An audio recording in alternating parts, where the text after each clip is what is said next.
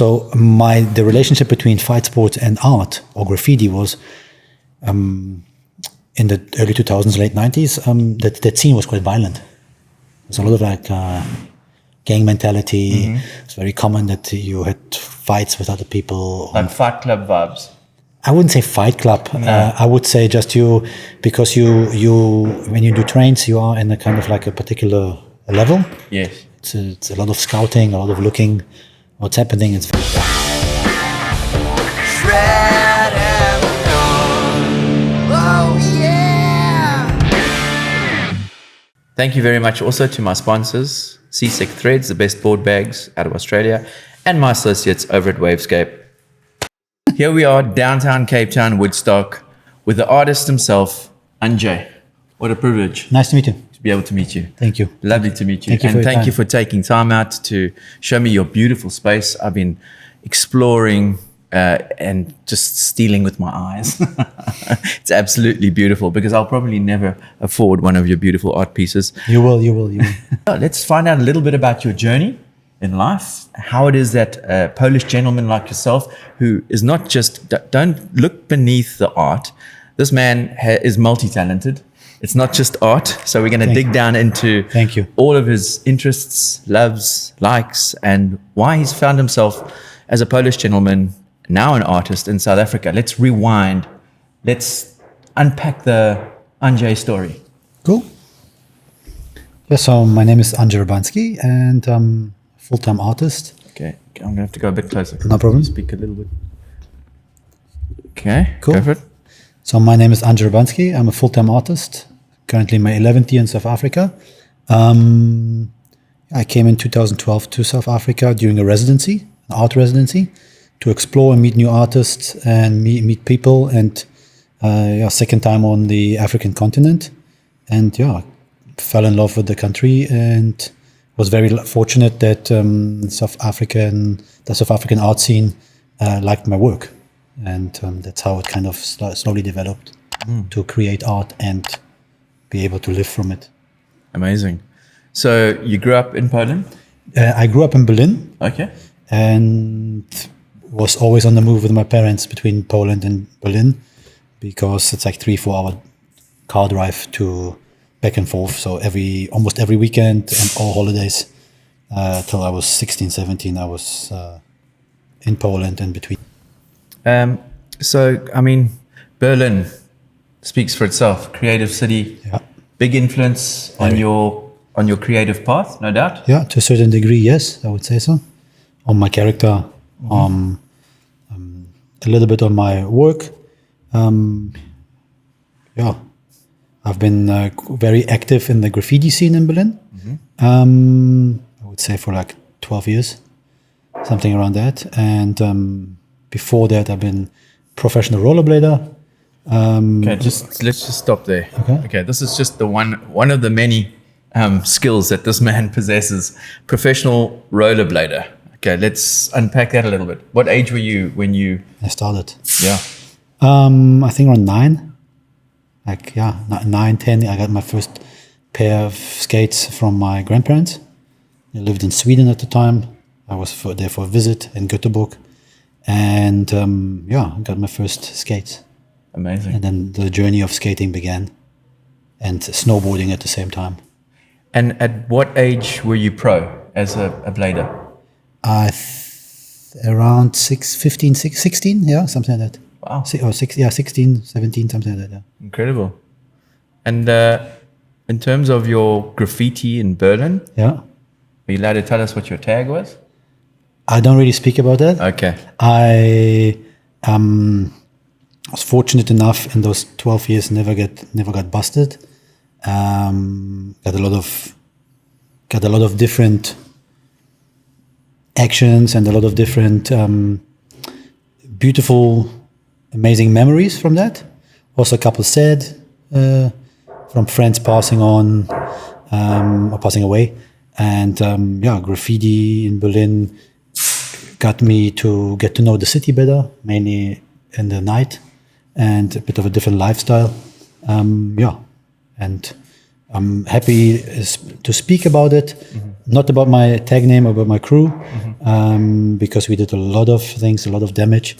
And yeah, it was definitely a time that where I learned about myself, who I am, about trust in other people, creative exploration, and yeah, just get to know my city and the people you hang out with, which was very big to get to know myself and responses to people, to different characters. Yeah. Okay. So were there any close calls? To get busted, yeah, there was a couple. I think around 3-4, where it was like, we're talking here, hiding for 4-5 hours, dogs after us. I don't know how many Vandal squad members, but a lot of them chasing us. And we were very lucky on our decision making because it was very organized what we was doing. It's a very microcosmos kind of world. Yes. I'm very proud that I went through that because it gave me a lot of experience with humans, a lot of experience with the tool of the spray can, and yeah, just great memories in winter, in summer, because we have hot summers, which can be quite taxing on you, but also winter spraying and painting trains, which I was mainly painting trains.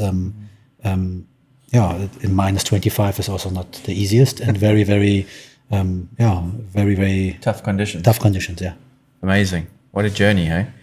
You've learned a lot because I dare say there's differences in the Yes, spray. very much. And the quality. Yes. And how you use it. Yeah. Do you want to talk a little bit about that? So most of the spray paints is produced for the usage on walls or trains. So there's temperatures that they are able to function in, but there's also a lot of different finishes and different accelerators in the spray paints, which are important for the accelerator. The speed of the paint coming out is important for how fast you can paint, and how good or not good it coats the surface that you're painting on. Interesting. So there's a lot of different brands. And for my work that I'm doing now, because I'm not doing spray paint work anymore on trains, no graffiti, that's very important because there's different drying times, different finishes, from gloss to super matte, and it's very interesting what all the different brands or the different production destinies where the spray paint is coming from. And yeah, there's a lot of different nuances to my work now, where I started to value spray paint and the spray can in a different kind of setting. Mm-hmm. Interesting. So again, there's a lot of our viewers that probably don't realize the complexities and the variations and the variables within, these different spray cans, and how they're produced and how they react to surfaces. Is it your singular use is it the only medium that you use for your works now? No, I also use acrylics. Okay. I used to use also oils, but predominantly it's now those 3-4 different spray paint brands. Okay. One of them that I import, the rest I can get here in South Africa. And acrylics are all kinds of acrylics that I'm using. I mix my own paints as well in acrylic, in the acrylic section. Spray paints are possible to use, but it's a bit of an undertaking, and I'm not doing that. I'm quite lucky because I have a range of around 4,500 spray paints here. In total, around, I would say 800, 900 different colors. Okay. And whatever I miss, I mix myself with the acrylics. Amazing. In the last 11 years that I'm here, almost 11 years. Yes. And 12, 13 years that I'm doing that work, yes. Spray paint was an extremely durable material and medium to use in a contemporary setting. Yes. I don't need any varnishes on top. Okay. There's a kind of like a varnish in certain of the paints mixed in, so it's very perfect. durable. And even if you have a varnish, the scratch doesn't, the varnish doesn't protect from the scratch. So I'm keeping record of every single painting that I paint to know exactly if there's a repair or what paint I used, so I can substitute that or repair it. Do you give it a top coat? No, so most of the paintings are, I would say, 60 to 70% painted 2 or 3 times, because I paint everything horizontal. Everything is laying flat in front of me from the start to the end, from like the priming, from the priming's the starting point to the painting. Yes. And if something falls down, a hair, or while we talk, something drips in, or there's all kinds of mistakes that can happen, and that's why we have to repeat the painting process very often. Got you. Or sometimes even take everything off with terps. Wow. Why the painting? Restart it. Yeah, not the whole painting, but certain shapes, which is quite an undertaking, time-consuming, and there's always a possibility of creating more damage with terps than when you have a painting almost finished. Understood. Okay, so rewinding again back to your days of graffiti. Yeah. Was the style of your work back then, is it translated into what it is today in any way? At the beginning of my art career, I would say there was some elements of that, but I never tried to put like an alias or some kind of figurative letters next to each other that in a hip-hop way would dance next to each other, like a break dance that you put into the letters. Not anymore. Because of the spray paint, some people see immediately the connection.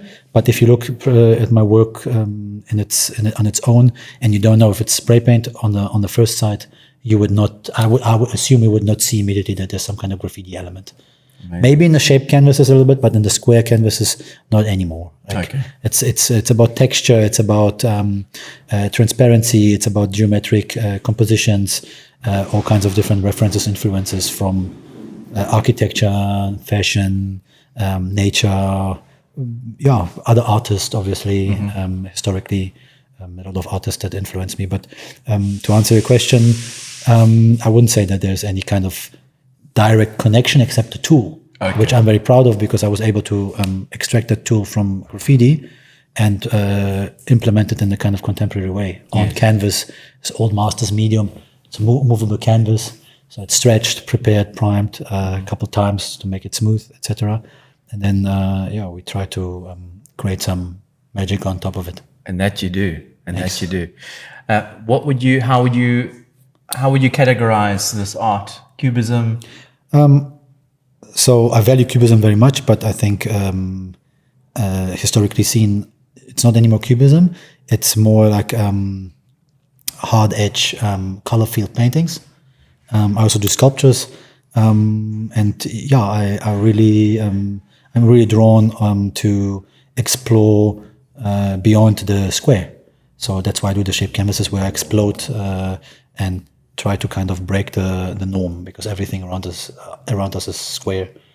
Windows, doors, books, screens, cars, everything has a kind of like a square form, and I'm trying to work out of that, just to expand the mind. That was the initial thought 10 years ago, 11 years ago. With time, there's a lot of different ideas that emerged and started to develop, like the sculpture. So first square paintings, then the shaped canvases, which at the beginning we had only like 5, 6, 7 corners. Now we're working sometimes up to like 100 or 90 corners and angles, and then the evolution from the shaped canvas is like is basically the sculpture, the 3D approach, which I did in the old days, but not in that intricacy that I'm doing it now. Now we have very, very intricate sculptures up to 2 or 3 meter high out of stainless steel, and slowly an evolution of that. Yeah, I'll flash one up on the screen here, but some of the sculptures are absolutely mind-blowing in terms of just their size. The biggest one that you showed me around the corner weighs how much? It's around 800 kilo. Almost. 800 kilograms, and so you need a crane to hold it up. Basically. Yeah, 3.2 meter high by approximately 160, 170 wide. Yes. We need a proper truck, and a lot of new things we had to learn logistically. I'm sure. Moving. Yes, in terms of not damaging it. That's a big factor. Sculpture damage. But I have a good team, and we open for any task or any. I'm sure you're anything. prepared. So let's just So when we're talking about Andrzej's art here, it's not just him sitting there with a ruler and a pencil and just he opened up his laptop and he showed me a program where he actually sits and devises and develops and forms these shapes, and every shape that you see is what's the word I'm looking for? Predetermined. Yeah, it's predetermined. It's purposeful. It has a purpose. It's there for a reason, and you're trying to convey a message within that piece, right? And something that you've, we talk about the color differentiations, and he's doing a series now where there's colors that maybe an animal would see and not us as the human eye. But just to explain your design process, could we maybe chat about that? So in the old days, I used to have a lot of folders. So I used to collect photographs or quick snapshots or anything I found on the internet.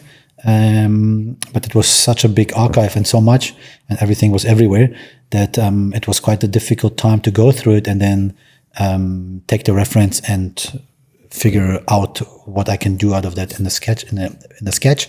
But with time, I said, whatever stays in my mind the next couple of days, this is what I'm going to emphasize on, and work with what stayed in my head, the color scheme or a particular architecture or some African garment I saw on someone, or just nature, whatever it is, sometimes fashion. And sorry, I forgot the question. No problems. Explaining the design process. Yeah. So if something captures me, I try to immediately the next morning or so to emphasize on that. Not anymore go back to the archive, just a couple of snippets that I have. May it be the architecture or sometimes just a mountain view. And I try to emphasize on the influence. Sometimes it's also a different artist, maybe in fashion, or sometimes it's music or an album cover, or sometimes it's a different painter or sculptor.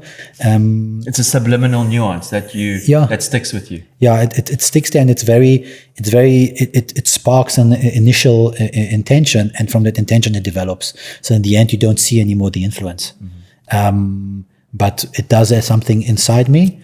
That creates what it creates, and I use as the main aspect of my work. I'm trying to use the current technology, which is the program and the laptop, the computer, to create digital artwork. But in the end, it has some kind of limitation, and I'm actually creating that work that I sketched out, then 100% handmade. On canvas or in sculpture in stainless steel form. And because I believe that the concept has an end. So for me, the concept has to translate now into an artistic creation. Yes. And it's painting, sculpture, and I create digital sketches of all my works. Calculated digital sketches. Yes. They change sometimes during painting as well. But I would say 80 to 90% they're pretty predetermined.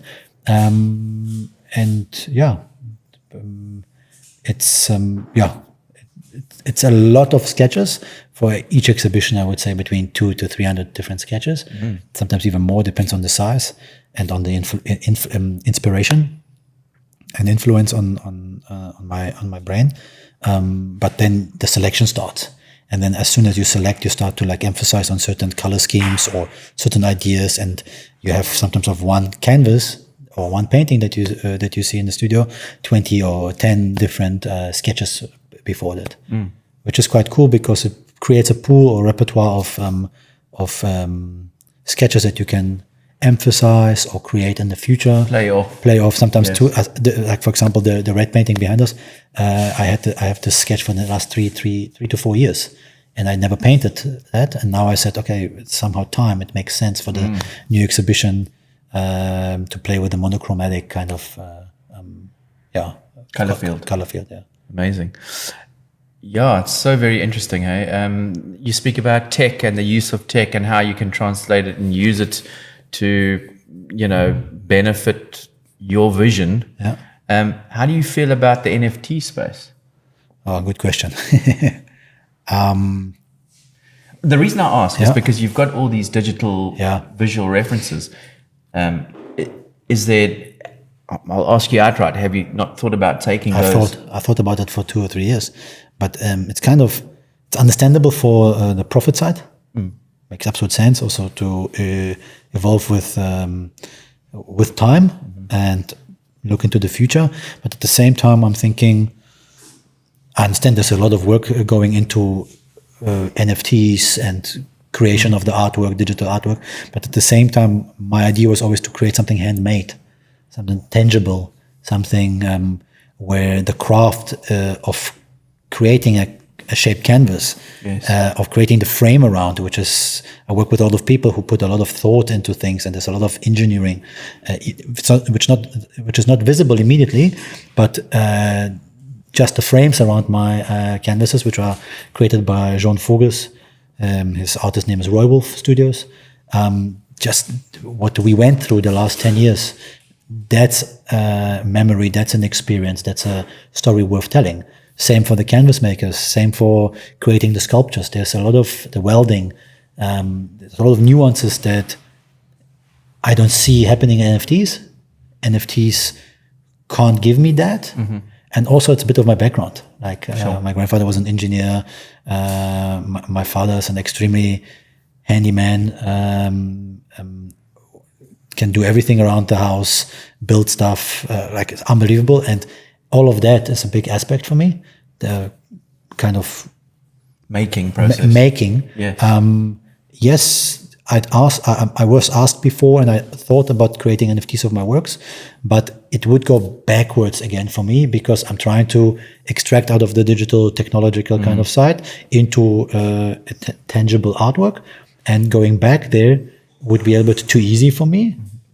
Not taking away anything from the creating of digital artworks, which I also admire and like to look at, but it would speak a little bit about against one of my concepts. Yeah, and the amount of energy, the emotional trade-off as well, Yeah. which goes into it. If it doesn't feel right, it's just not something that, if the time is right, Yes. then I'm not saying no. Yes. I'm just saying everything has its time, space, and maybe in 10 years, maybe in 2 years, I don't know. Currently, I don't see that happening for me. okay. What is I follow it Yes. and I look at it, Yes. and I'm always kind of, I would say, inform myself about it and have conversations with my wife. it's a curious space. yeah. Yeah. Interesting. Let's ask this question. What would you say in terms of your career as an artist, as a human? What is your highest point in this trajectory of what we call life?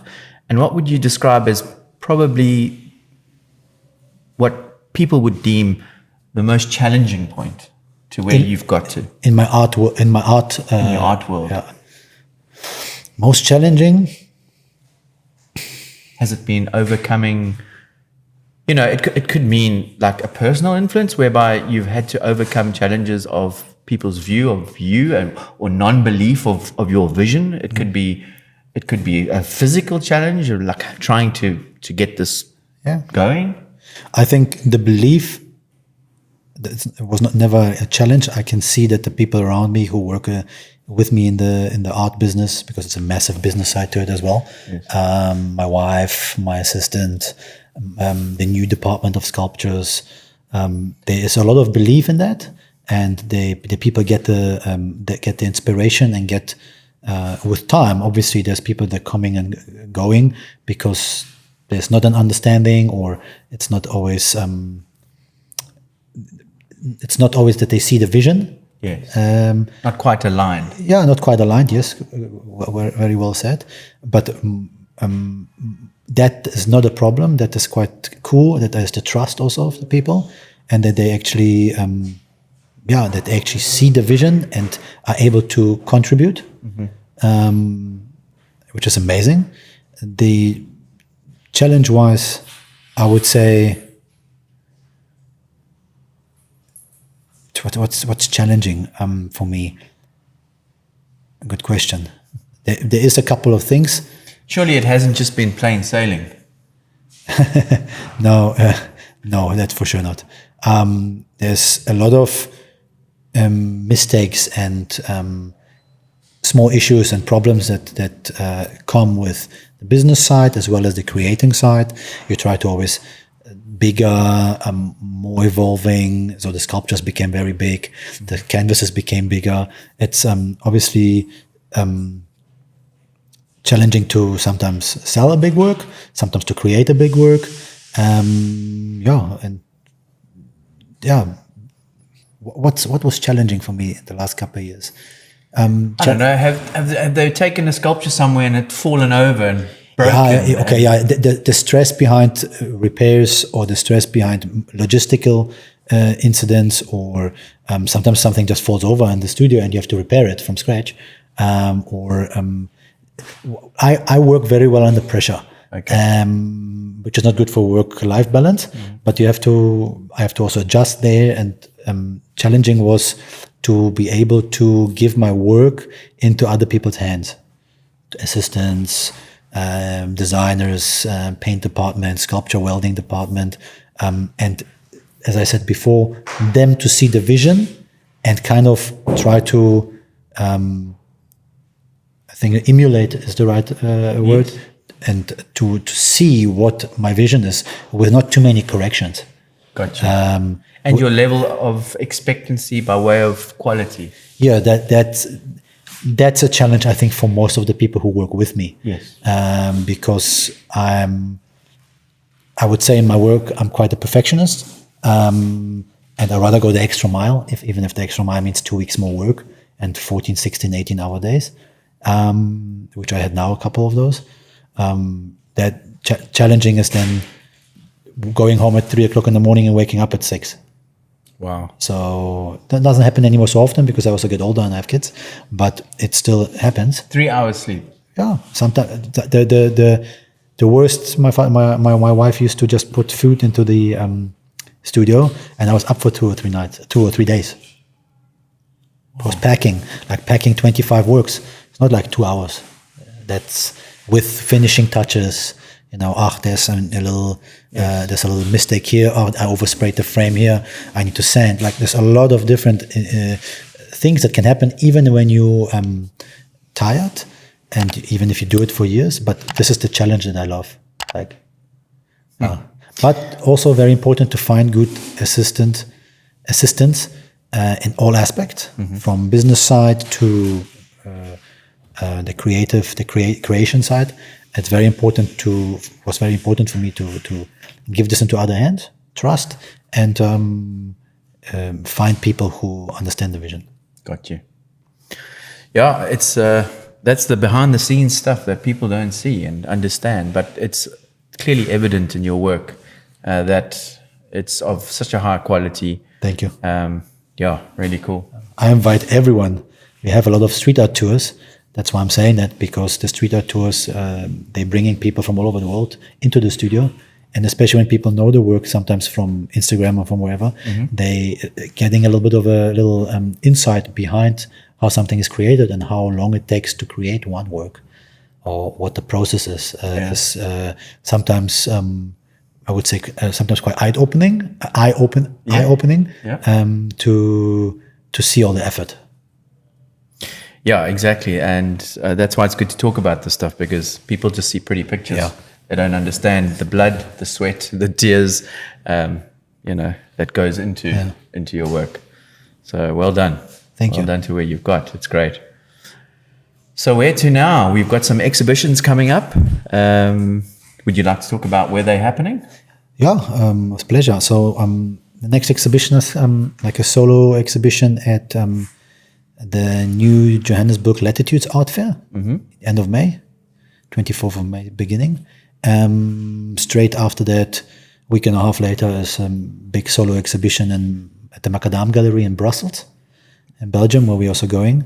with the family to be there and be present. Then a small holiday because it's very much needed. And we already started production for a third solo show, which is in November at the Everett Weed Gallery in London, which we currently have in the studio around, I would say, 40, 45 works going on at the same time. Because I work always at the 10, 12 works at the same time, just for drying purposes. Yes. Just also for efficiency. Yeah. But so far, I think there's also the art fair another art fair in Joburg in September, and then art fair in February in Cape Town, 2024, and another solo exhibition in November in 2024. Wow. So I love being kind of have a schedule and normally it's 1.5 to 2 years in advance that I have certain things set. They shuffle and change around, but most of the time it's like one of those fine dining restaurants that is booked up for the next 2 years. You're the artist version of you've got it mapped out. It's fantastic. So what we'll do is we'll put all the dates down below with all the different locations. And if you're in one of those cities and you'd like to go and see Andrzej's work, please do so. And the links to the socials are going to be down there, to your website, and go and show him some love. Thanks. You're also a keen MMA, is it grappling? Yeah, I do a lot of grappling, yes. Grappling. Yeah. Explain to those that don't know what grappling is, because I dare say a large percentage of our viewership are going to be people who enjoy fine art and contemporary art and probably don't spend too much time grappling. Yeah. It's not a lot of people that do that, but it's a fairly new sport. Okay. Is it a version of wrestling? It's like Brazilian Jiu-Jitsu that I do a lot. In the old days, I used to do the Thai boxing and MMA. Thai boxing, Brazilian Jiu-Jitsu, boxing, what else? MMA, and now grappling. You want to add anything to that? Judo, black, karate? No. None of that? Okay. No. Rollerblader, artist. Do you cook? Are you chef? No, I like to cook, but I don't have any more time. Oh, well. Gee. Bro, you were certainly blessed with some skill set there. Thank you. Yeah, it's a great for some balance. It's a great sport. Yes. It's great for community, the people that you meet. Yes. People from all kinds of different backgrounds, from literally from lawyers to professional rugby players to surfers. Yeah. There's a couple of professional surfers who do their training as well. The fitness side and also the grappling, all kinds of people, really, from young to old. Jiu-Jitsu, Brazilian Jiu-Jitsu is the version with the gi, with the kimono, and grappling you call it when you have like a rush guard / very tight clothes that you can't grab. Okay. Where it's like basically a submission game that you're playing. Yes. And there's a lot of people who are in the 60s, 70s that are still doing that. Wow. Really, so it's a sport that it's very taxing, but it's very rewarding because you learn. And it's also one of the only fight sports where you have where you can, as a, for example, 70 kilogram person beat someone who's 100 kilogram and stronger than you. Okay. That's a lot of technical aspect. Tactical game. Technical. A lot psychological. Big. A lot of those aspects, and it's also very good for the brain. Also, the link through here is I suppose, when we look at counterculture, skating, surfing, there's a strong connect to expression, art, creativity in different forms. And a few years ago, Andrzej actually did one of the Wavescape art boards. Yeah. What year was that? Do you remember? I think 2018. Okay. Something like that. 2007, maybe 2017 actually. Yeah. Yes. So he was part of the Wavescape Festival. Did you enjoy that process? Yes, very much. Very much. It's a surfboard in itself is a sculpture already. So it is I would say quite a difficult form and shape to paint on because it's already so unique in its own. So it is quite a, I would say, privilege to all the board shapers to be able to add something, yes. That is maybe not figurative. And that was the most difficult thing for me, that because geometrics on something that has already a kind of long side to it and a form and curvature. And curvature. So more of an organicness to it, right? I don't know why this comes up now, but it comes up. My uncle was one of the very first people in Poland that produced snowboards. Wow. So we just got handed some with my father, and we just tried them out with like really old bindings, and like one of them was made out of hemp, the other one was like very, but very, very cool. We still have them. We're talking here like 1995. Wow. Like something like that, 1990, 1994. I was like 10, 11, something like that. So first snowboard experience. Very, very big, very, very cool. Yeah. What else? At the same time, we started to like swap over to some more, or not the same time, 3-4 years later, Salomon started to also develop things around the 2000s, and we started to like, I used to be sponsored by Salomon, rollerblading, so we really liked their kind of equipment, and we started to like get ourselves with my father some Salomon snowboards. At the same time, I was windsurfing a lot in the old days in Poland. So the relationship between fight sports and art or graffiti was in the early 2000s, late 90s. That scene was quite violent. There's a lot of like gang mentality. It's very common that you had fights with other people. Like Fight Club vibes. I wouldn't say fight club. No. I would say just because you when you do trains, you are in a kind of like a particular level. Yes. It's a lot of scouting, a lot of looking what's happening. It's very kind of like, it's a quite criminal mindset to it. Father used to say always it's better prepared than a really good bank robbery. So you have like a lot of different aspects that you have where your preparation goes in. It's not just graffiti. It's like, as I said, it's like surveillance. You have to, like, there's a lot of technological stuff that you have to be good in knowing where you're going, what tunnel, etc. And then you meet other people that are not happy to see you there. Okay. And we're not talking about the Vandal squad or the people or the securities. We're talking about other graffiti crews. Yeah. Who think that they're better, or you shouldn't be there. So, and that's where the kind of the conflict comes in, and then that's why the fight sport was quite a big thing. And that's when you come to the art world. When you speak about the art world, not everyone kind of understands that. Why is this even of value to the conversation? For me, it doesn't have to be in. As I said, don't put it in. I mean, it's just that it's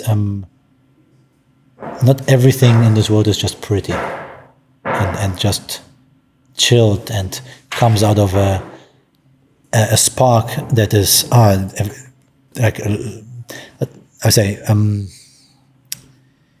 The intention behind graffiti in those times was not always just create beautiful it wasn't stuff. about beautification. Yeah, it wasn't like we talk about murals and uplifting things. Yes. We're talking about energy born of frustration. Sometimes it's also not in my case, but political orientation, or sometimes it's just the act of demonstrating or being better than someone else who has a similar style, and being able. So there where the culture of battle comes in hip hop, which is very dear to me, because you used to either go onto a wall and paint against each other, and then some other people judge it, or you breakdance, or you MC against each other, or DJ, whatever it is, and that became, especially in Berlin at the time, it was quite a rough surrounding. People. We're talking like what, early 90s, late 80s. So there's 1 or 2 generations before me, for sure. Big respect to them because they kind of laid the foundation, especially when it comes to Berlin graffiti. Yeah. But I would say I'm like in 2nd, 3rd generation. Got you. And we're talking here like late 90s, early 2000s. Okay. Yeah. All right. Like 23 years ago. 25. That was where it started for me. Yeah. Okay. 90s. Yeah. I was like 16, 17, something like that. Cool. And that's very, when people know my character a bit better, or me, that they hear that kind of story, they understand it a little bit better. Why certain things are the way they are. Join the dots. Yeah.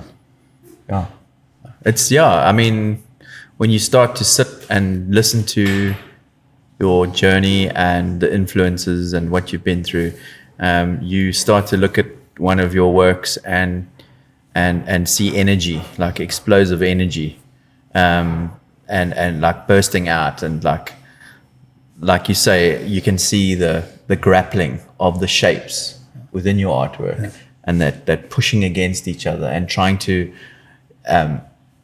in a harmonious way, compete for space. But at the same time, you have those aspects, the graffiti and the fight boards and all of that, but you have at the same time Andrzej, who did, for example, a bachelor in photography and communication design, and was always very interested in...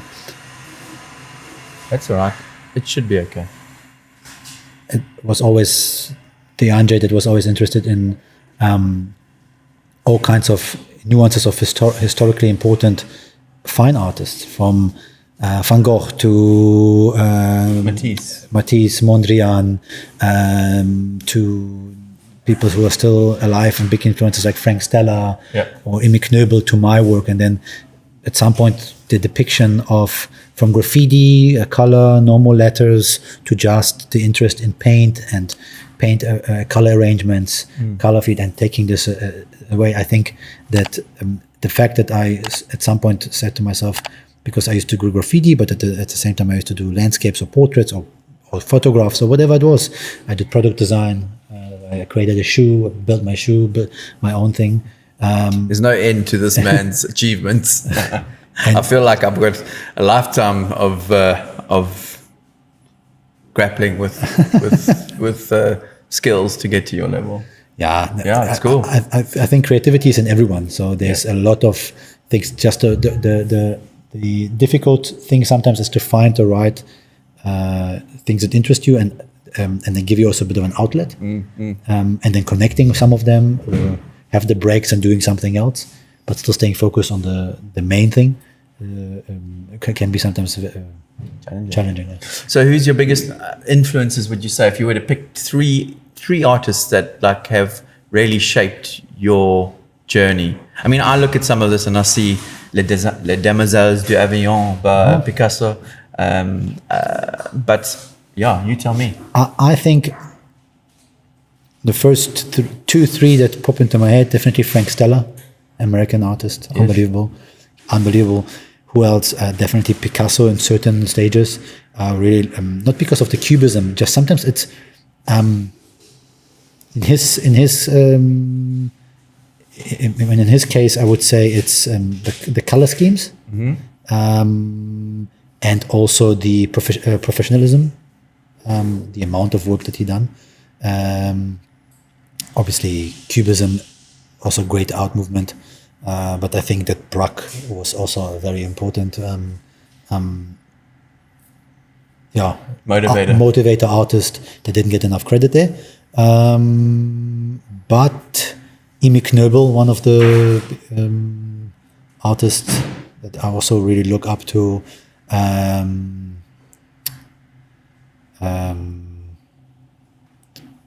Rothko, yeah, beautiful, unbelievable. When it comes to capturing the feeling of color next to each other, that's something that I also Mark Rothko, yeah. South African artist Trevor Coleman. Don't know if you know him. Have you heard about him? Not personally, but I know his work. Amazing work. I met him twice. Very, very, really, really big honor. Went to one of his exhibitions in Stellenbosch. Who else? I must say, when it comes to the aspects of developing art to another level, when it comes production-wise, I really love Sarah Morris, and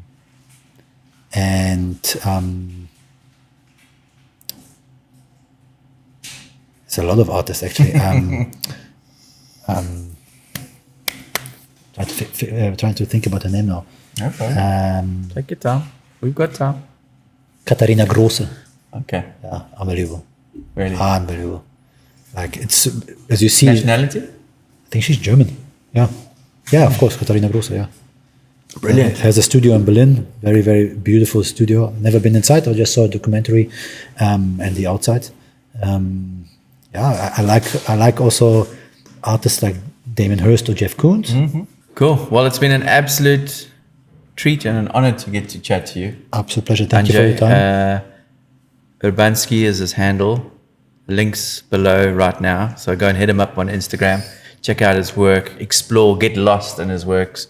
And this conversation will add context and hopefully open up one's mind to what we're looking at and the expression of everything that you're trying to convey through your art will hopefully become clearer for the viewer after this conversation.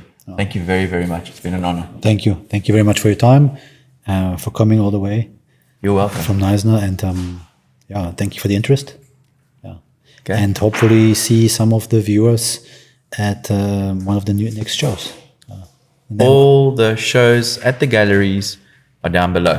Next show in Brussels, the works are being shown under the title Monochromacy. Okay.